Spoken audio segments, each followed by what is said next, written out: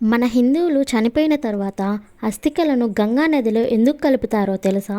రాముడి వంశంలో రాముడి కంటే ముందు పుట్టిన సగర మహారాజు అయోధ్యని పాలిస్తూ అశ్వమేధ యాగం చేస్తాడు. ఆ యాగాశ్వాన్ని ఇంద్రుడు దొంగిలించి పాతాళంలో ఉన్న కపిల మహర్షి ఆశ్రమం దగ్గర కట్టేస్తాడు. ఆ గుర్రాన్ని వెతుక్కుంటూ వెళ్ళిన సగురుని 60,000 మంది కుమారులు కపిల మహర్షి కోపాగ్నిలో భస్మమైపోతారు. ఈ 60,000 మందికి ఆత్మశాంతి కలగడం కోసం వీళ్ళ భస్మాన్ని గంగా నదిలో కలపాలని సదరుడి మనవడు అయిన ఆష్మాండ్కి కపిల మహర్షి చెబుతాడు.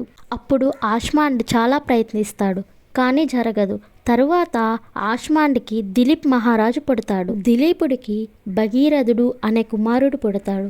భగీరథుడు చాలా కఠోరమైన తపస్సు చేయడంతో గంగాదేవి ఒప్పుకుంటుంది. కానీ గంగాదేవి ఒక్కసారిగా భూమి మీదకి వస్తే భూమి అంతమైపోతుంది అని భగీరథుడు శివుడికి తపస్సు చేసి శివుడిని కూడా ఒప్పిస్తాడు. కానీ గంగాదేవి తనతో పాటు శివుడిని కూడా పాతాళానికి తీసుకెళ్లాలని ప్లాన్ వేస్తుంది.